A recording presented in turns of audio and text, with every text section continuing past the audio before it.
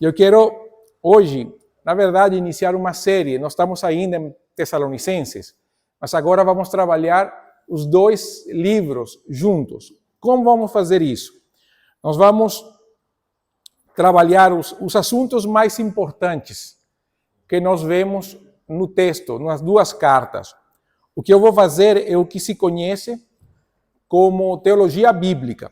E eu vou explicar que nós já fizemos isso, mas num vídeo. Lembra o ano passado, quando nós estudamos 2 Timóteo, naquele mês de abril? Alguém lembra? Que foi os estudos que foram feitos pela EBD no mês de abril do ano passado. Alguém lembra 2 Timóteo? Vamos ver se você lembra dos vídeos que eu gravei.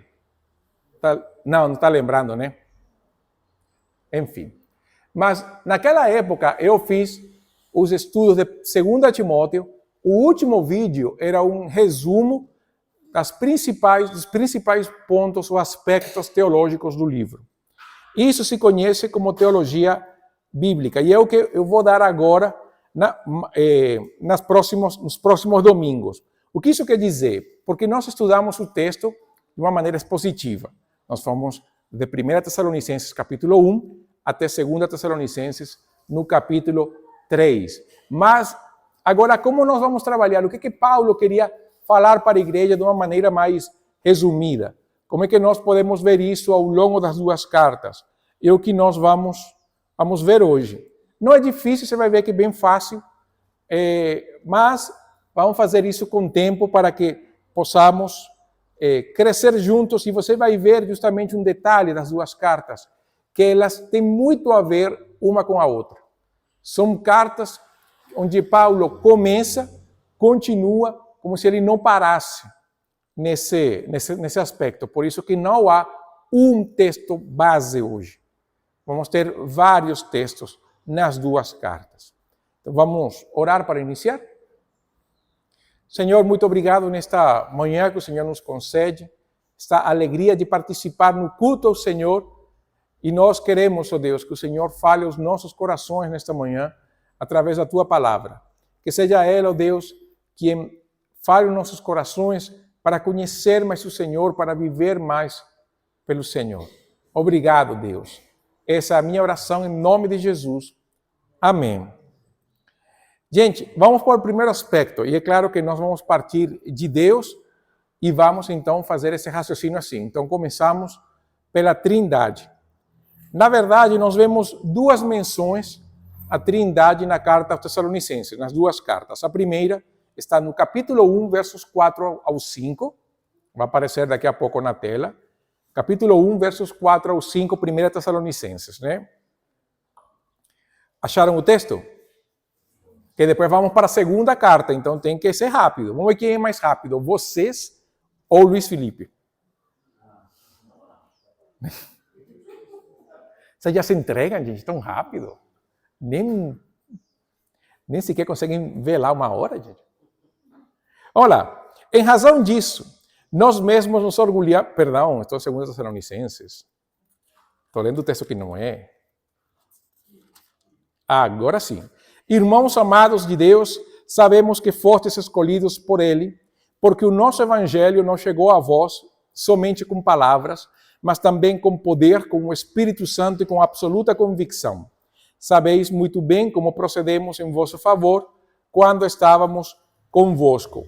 O segundo texto é 2 Tessalonicenses, capítulo 2, versos 13 e 14. 2, 13 e 14.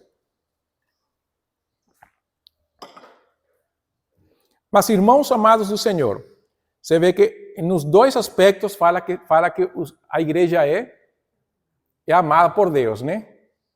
Isso é muito importante. Devemos sempre agradecer a Deus por vós, pois Ele vos escolheu desde o princípio para a salvação pela santificação feita pelo Espírito e pela fé na verdade. E para isso vos chamou pelo nosso Evangelho, para alcançar dessa glória de nosso Senhor Jesus Cristo. No texto de 1 Tessalonicenses, e eu lembro quando eu falei isso para vocês, e o bom que está gravado, você pode ir depois, você pode ver que ali quando fala até vós, tão somente em palavra, mas sobretudo em poder, Alguns acreditam que essa palavra ali pode ser entendido justamente com a pessoa de Jesus. Alguns podem acreditar que é um pouco forçado, mas a segunda carta tem muito a ver, fala diretamente da Trindade, mas os dois textos estão relacionados. Porque, em primeiro lugar, nos dois textos, Paulo vai dizer que Deus Pai nos escolheu. Ou, como o texto poderia dizer, ele nos tomou para si mesmo, sendo propriedade exclusiva dele. E isso faz sentido, por quê? Porque nós somos chamados por Deus Pai de como? Quando viemos a Cristo, o que ele faz conosco? Como ele nos chama depois disso? De filhos. Então ele nos toma para si. Só que Paulo vai dizer que isso é como primícias de fruto, como ele vai falar no texto de 2 Tessalonicenses, desde o princípio. Quer dizer, desde o começo, o Pai nos vê como filhos amados. O grande amor de Deus. E quando nós pensamos no grande amor de Deus Pai, você pensa em qual texto? Assim. João 3,16, onde nós vemos o grande amor que o Pai teve conosco. E o próprio João vai escrever na sua carta, olhem quão grande amor o Pai tem conosco para nos chamar filhos de Deus. Então, assim, esse grande amor de Deus, nós vemos em que o Pai nos adota para si, nos toma para si e nos faz chamar de filhos amados. Mas não somente isso. O Evangelho chegou a nós no poder do Espírito. Por quê? Porque, como nós estamos vendo nos estudos de João, aquele que convence os corações é justamente o Espírito Santo. É ele quem cria esse convencimento. E Paulo vai falar, ele vem até nós e não somente ele nos faz chegar ao Evangelho, mas também nos santifica e nos faz crer na fé, pela fé na verdade. Ele é quem atua em nós, nos convence, nos dá a fé para que nós possamos então vir a Cristo. E ali, quando a palavra viva vem a nós, e nós podemos então alcançar a glória de nosso Senhor Jesus Cristo. E Paulo ali está apontando tanto para a obra de Cristo na cruz, como a esperança da nossa ressurreição, onde nós seremos semelhantes a Ele, semelhantes a Cristo num corpo glorificado. O que nós podemos ver ali nesses dois textos a respeito da Trindade em 1 e 2 Tessalonicenses? Que aqueles a quem o Pai escolheu para si são salvos por Cristo através da operação do Espírito na pregação do Evangelho, sendo santificados por Ele para que alcancemos a glória de Cristo. É a operação trinitária. O Pai escolhe, o Filho salva, o Espírito sela.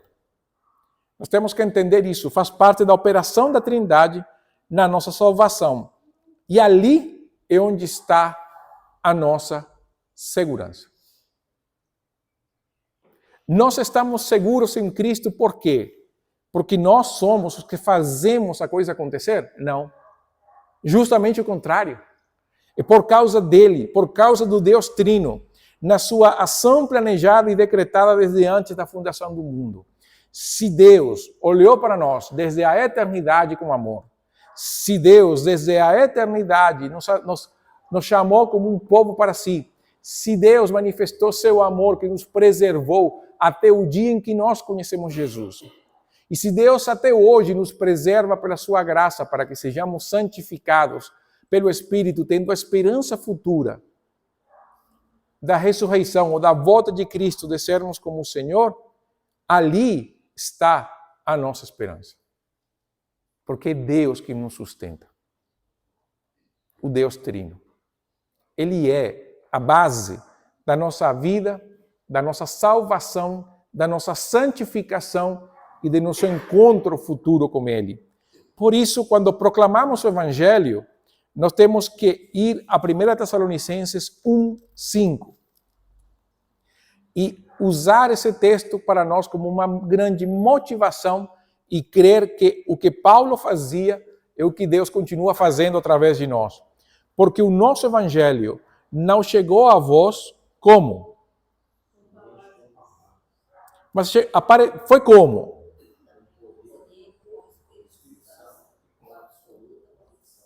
Poder, com o Espírito e com convicção. Gente, você prega com convicção ou você prega somente por pregar? Quando você fala de Cristo, faz no poder do Espírito ou na sabedoria da sua carne? Percebe quão importante é a nossa dependência do Senhor? Nós pregamos no poder do Espírito, nós pregamos porque é Ele quem convence e nós temos que crer que toda vez que nós compartilhamos o Evangelho, que ensinamos a palavra, o Espírito vai mudar os corações dos homens. Você tem que crer isso. Eu creio isso. Se não, para que eu prego? Porque não tem coisa pior do que pregar na incredulidade. De ensinar na incredulidade. Eu vou falar isso e se eles creem, eu não sei, está pecando. Então mude, não deixe de pregar, mude somente a sua atitude. Creia que quem dá a convicção é o Espírito, mas você precisa crer que o Espírito que está na sua vida, que convenceu seu coração para você vir a Cristo, é o mesmo que opera através de você para que essa pessoa que ouve o Evangelho tenha a oportunidade de conhecê-lo. Você tem que crer. Creia.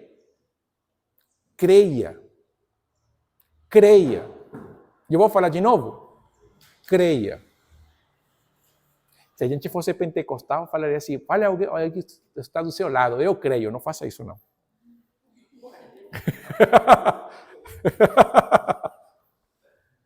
É para ver se estão acordados. O que Deus faz a nosso favor? É o outro aspecto que eu quero falar. Paulo fala da ação divina nos Tessalonicenses para a salvação. Mas isso se manifesta na alegria do Senhor como confirmação dessa obra maravilhosa. Veja, ali no capítulo 1 de 1 Tessalonicenses, os versos 5 e 6. Veja como eles receberam a palavra, como os tessalonicenses receberam isso. Fala assim, nosso evangelho não chegou a vós, nós lemos esse texto agora, mas seguimos a sequência. Somente com palavras, mas também com poder, com o Espírito Santo e com absoluta convicção, sabeis muito bem como procedemos em vosso favor quando estávamos convosco. E vos tornastes nossos imitadores e do Senhor, recebendo a palavra como? Com a alegria que vem do Espírito Santo, mesmo em meio a muita tribulação. Você fala com alegria, gente, não é com alegria que vem do Espírito. Por quê? Porque lembra da parábola do semeador? Que há uma semente que cai numa terra onde a pessoa recebe a palavra com alegria, mas que depois ela é afogada. Lembra? Então Paulo está falando, a alegria de vocês não é essa alegria, é a alegria que vem do Espírito Santo. Agora, eu pergunto para você, querido. Se uma pessoa, quando se converte, deveria manifestar a alegria que vem do Senhor, quanto mais nós, que já somos salvos. A alegria de saber que os nossos pecados foram e são perdoados. A alegria de saber que nós não estamos desamparados nem sozinhos, senão que nós temos Deus como Pai. A alegria de saber que nós podemos orar ao Pai em nome de Jesus e Deus nos atende. A alegria de saber que a presença do Espírito está conosco e nos auxilia em todo o tempo, nas tribulações, nas angústias, nas tentações, nos ensina a entender a palavra e nos leva à oração. Como é que a gente vai ficar aborrecido, triste, desamparado? Nós estamos perdendo a alegria que vem de Deus porque nós estamos procurando a alegria que vem do mundo. E é ou uma coisa ou a outra. Mas nós não temos como ter as duas, porque elas se negam uma a outra. Se você procura a alegria do mundo, a alegria do Senhor não virá a você. Se você procura a alegria no Senhor, você não terá prazer na alegria do mundo. E Paulo fala que o Evangelho, quando chega, ele desperta em nós essa alegria que vem do Senhor, porque é o pacote. Perdão traz paz, reconciliação, e a reconciliação produz alegria. Ou você não lembra quando você briga com sua esposa, com seus filhos, no momento que vem o perdão, não se desperta uma alegria infinita? Sim ou não? Ou você ainda guarda rancor? Porque aí é onde está o problema. Eu perdoo, mas não esqueço. Que Deus te perdoe. Hoje é culto de ceia, né? Hoje mais de um vai querer pedir perdão ao outro, né? Aqui não. Aqui não. A gente não tem isso, né? Nós vivemos na prática do perdão permanente. Sim ou não? Pelo amor de Deus, fala que sim, pelo amor. E esta obra salvífica é uma manifestação justamente de que nós fomos libertos da ira divina e que nos dá a garantia do retorno de Jesus. Vejam como Paulo vai mostrar isso nos versos 9 e 10. Ele vai dizer, porque eles mesmos, as outras igrejas, anunciam de que maneira fomos recebidos entre vós, de que forma vos convertestes dos ídolos a Deus, para servirdes ao Deus vivo e verdadeiro. Sabe a mudança na vida dos tessalonicenses? Como é que Deus muda a história das pessoas? Mas entenda, a mudança de Deus não acontece somente na conversão. Ela é permanente. Nós vamos sendo transformados de glória em glória pela ação do Espírito. Por quê? Porque a conversão não é o fim. A santificação é um processo. E nós vamos sendo santificados. E Paulo fala, esperando do céu seu Filho, a quem ele ressuscitou dentre os mortos, Jesus, que nos livra da ira vindoura. Que ira é essa? As duas. O inferno e o inferno. O inferno e o lago de fogo que arde como enxofre. A liberdade de estar no trono de Deus e não ouvir condenação, mas galardão.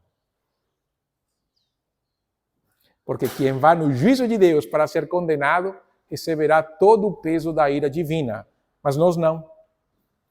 Nós estaremos ali para sermos julgados pelo Senhor, somente para saber que tipo de recompensa nós teremos. Porque nós fizemos somente aquilo que nos foi ordenado. Quer dizer, o nosso galardão poderia muito bem ser chamado assim, o galardão dos inúteis. Mas não foi assim que Jesus falou? Quando fizerem tudo o que vos foi ordenado, digam, servos inúteis somos. Oh, que glória, né? Ser um inútil, oh, cuidado, que meu orgulho vai subir.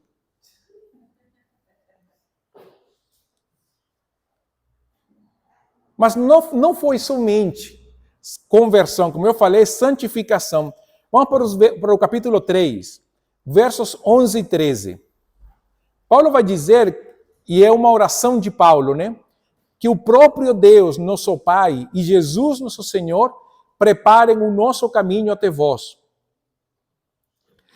E o Senhor vos faça crescer e transbordar em amor e para com todos, como também nós transbordamos em relação a vós, para fortalecer o vosso coração, tornando-vos irrepreensíveis em santidade diante de nosso Deus e Pai, na vinda de nosso Senhor Jesus, com todos os seus santos. Você vê como é um processo contínuo, mas aqui é muito lindo, né? Paulo fala de uma maneira preciosa, como ele fala, crescer e transbordar.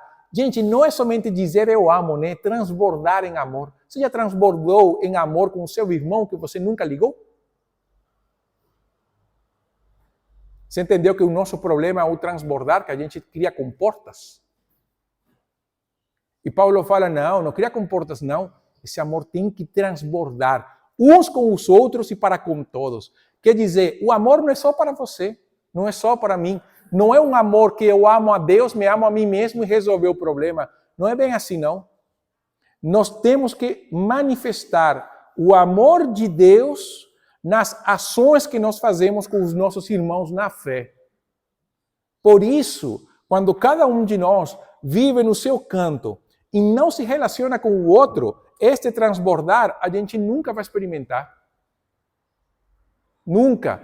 Por quê? Porque não há relação, não há comunhão, não há vida, não há nada. Como é que eu vou transbordar o amor se eu vivo do trabalho para a casa, da casa para o trabalho, vou na igreja, chego na hora, saio antes de todo mundo, não converso com ninguém? Eu pergunto para você, meu irmão, e seja bem sincero na sua resposta, como transborda esse amor que não existe? Porque não existe, gente. Como é que a Bíblia fala que o amor de Deus está derramado no nosso coração e a gente não faz nada? Se uma característica do amor de Deus é que nós temos que dar o todo. Você entende qual é o problema? Nós queremos de Deus o amor, mas o amor de Deus ele vem com um pacote. O pacote é quem ama a Deus, ame também seu irmão. Mas o amor aos irmãos é um amor que transborda. Depois daqui, nós vamos para 1 de João.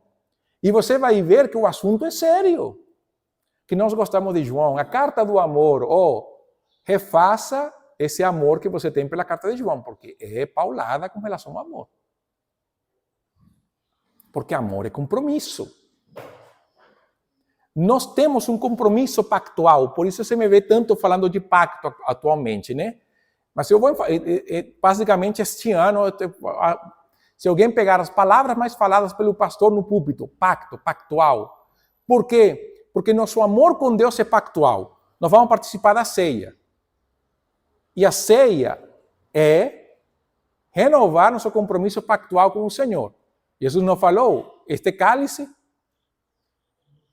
é o quê? É a nova aliança. E nós fazemos isso todas as vezes em memória do Senhor. Então nós temos um amor pactual com o Senhor. Mas esse amor pactual com o Senhor me leva automaticamente a um amor pactual com você. E você para comigo. E entre nós todos. Ou seja, não é que eu sinta, é que eu devo. Porque nós somos devedores uns aos outros. Você tem uma dívida comigo. Eu tenho uma dívida com vocês e entre todos nós temos dívidas de amor. E esse amor deve transbordar. Porque é uma manifestação de que nós somos salvos.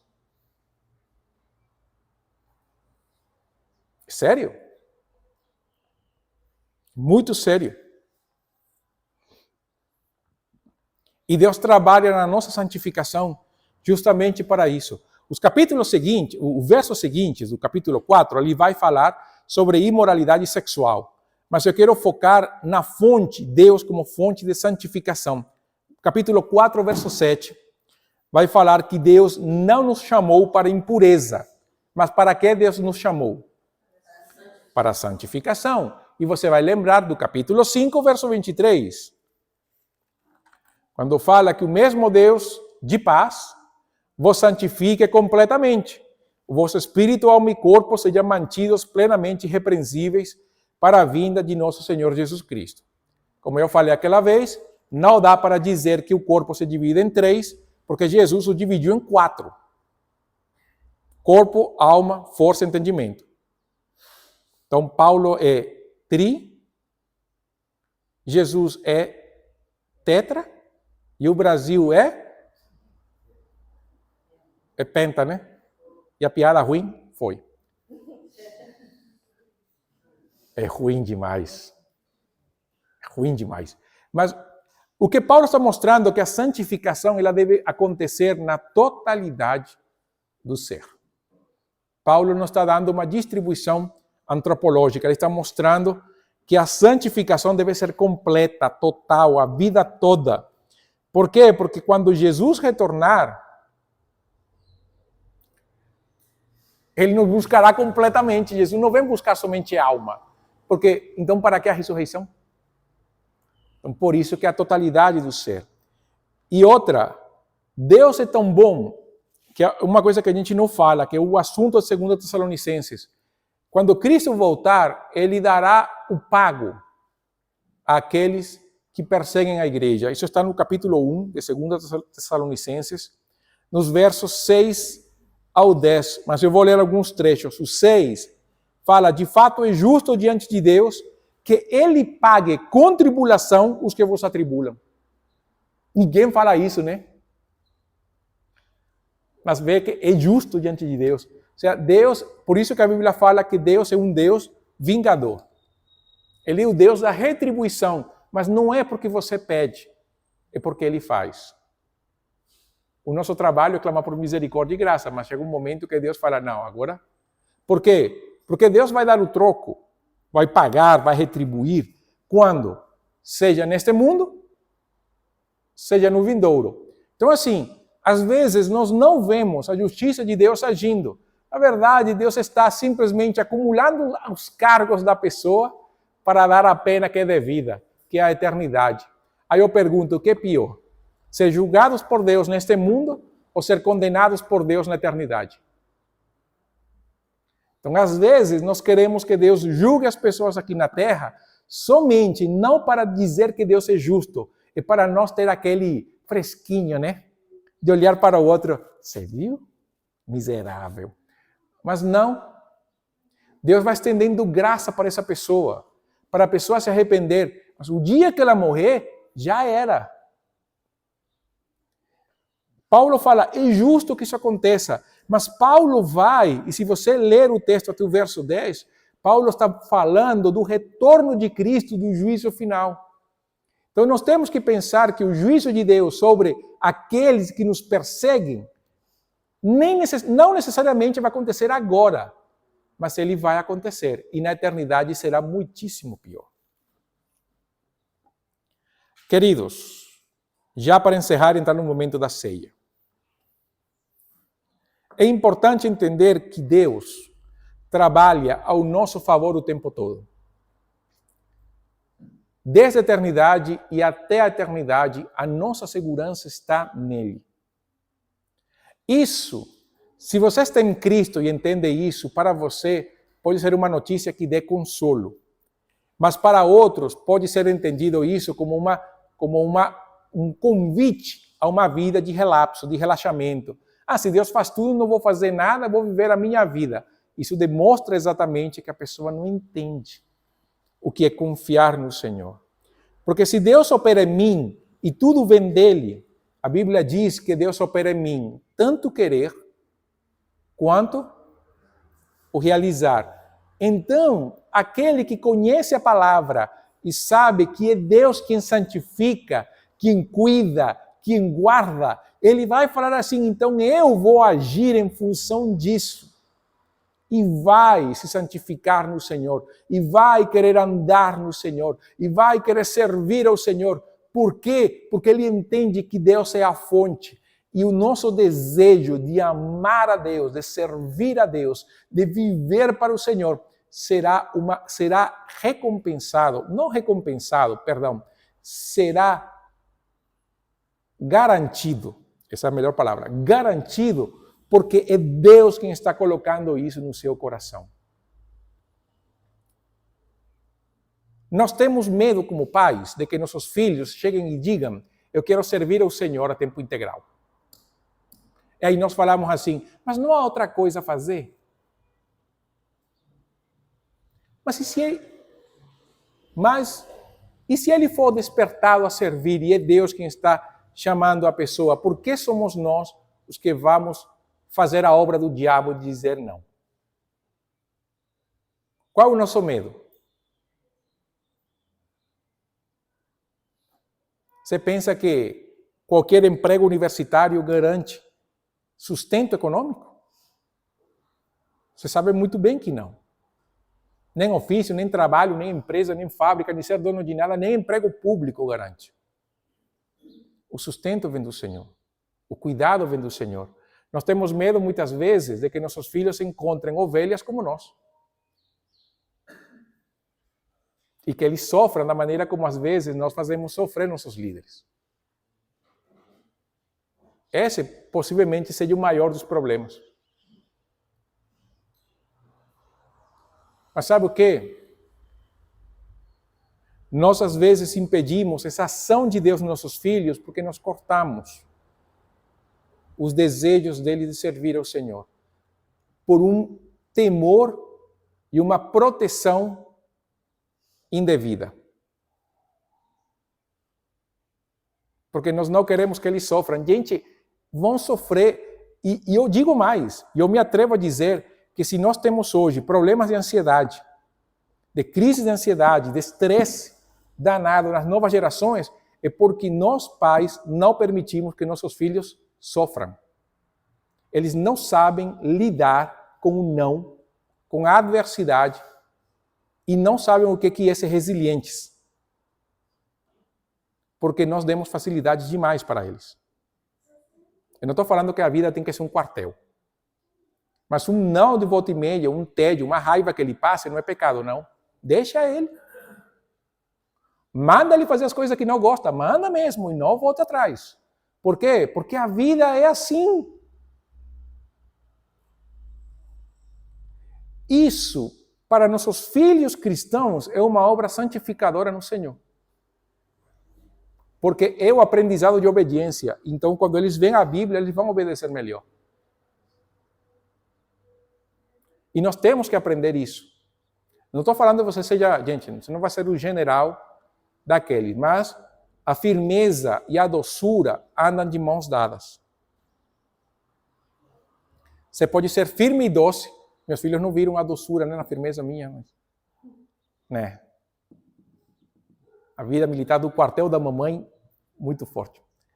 Meu pai também. Mas você pode aprender a ser firme e doce com seus filhos para que eles aprendam que a vida é cheia de adversidade. Quando eles vejam na Bíblia as coisas que nós temos que fazer, eles vão ver que mesmo sendo complicado ou difícil para nós, eles podem descansar no Senhor. Mas, quando nós damos facilidades demais, e eles veem na Bíblia, por exemplo, a santificação da imoralidade, por dar um exemplo, eles simplesmente vão omitir isso, porque falam, isso é difícil demais, Deus tem misericórdia, eu vou por outro lado. E nós temos que trabalhar essa santificação, porque se nós estamos em Cristo, nós temos que cultivar a alegria que vem do Senhor. Mas essa alegria vem quando há entrega e rendição total a Ele. Quando nós realmente entendemos que a nossa vida não nos pertence. Qual é seu sonho? Você pode ter o sonho que quiser, e às vezes nós projetamos nossos sonhos nos filhos. Olha, faça um favor a você mesmo, por amor ao Senhor. Pegue isso. Coloque num papel, amasse o papel, jogue fora e ore. O que realmente Deus quer? Porque nós lutamos por coisas que Deus não quer.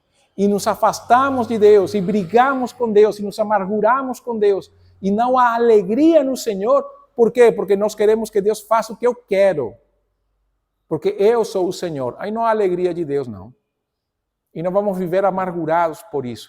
Olha, entregue, encomende seu caminho ao Senhor, como a Bíblia diz. Confia nele. E Ele tudo fará. Mas não é o tudo que você quer, é o tudo que Ele quer. E a vontade de Deus, ela é boa, agradável e perfeita quando nós temos a nossa mente alinhada com a palavra de Deus. Porque quando nós lemos Romanos capítulo 12, ela começa com a renovação do nosso entendimento para que possamos então conhecer a vontade de Deus que é boa, agradável e perfeita.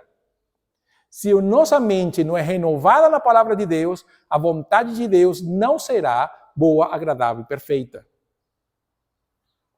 E o que nós vemos em 1 Tessalonicenses é que nós, para viver a alegria do Senhor, nós precisamos ter a nossa vida entregue ao Deus Trino. Para que nós possamos viver tudo que Deus tem preparado para nós, é justamente porque nós entendemos a obra de Cristo, tira a passividade de nós e nós queremos ir onde Deus está, nós queremos fazer a obra do Senhor, nós queremos que outros conheçam o Senhor.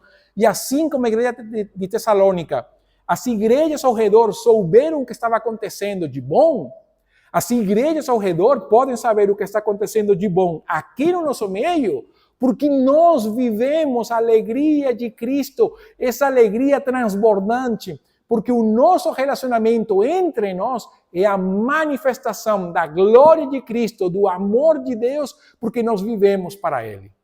Você já pensou no impacto que você daria na sua família quando você está unido ao Senhor e a esta igreja? Quando ela percebe que você vir aqui para você é tão agradável e não perde nada, porque por causa da comunhão com Deus e com os irmãos, porque não é peso, é felicidade, porque é alegria transbordante que vem do Senhor, porque aqui é alimentado e você volta para a sua família e conta.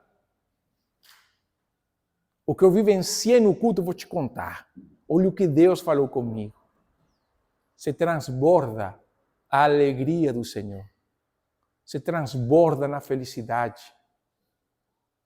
Mas quando não há nada para contar, é porque o nosso coração não está aqui.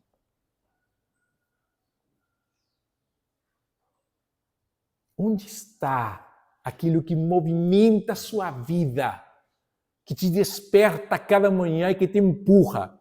Porque ali onde está o seu coração, que te movimenta cada dia, deveria ser o Senhor. E pense isto e com isto encerro. Quando eu vejo o que Deus faz por mim e contemplo a obra maravilhosa de Cristo na cruz, como eu não vou entregar minha vida a Ele? Como não vou consagrar o que eu sou?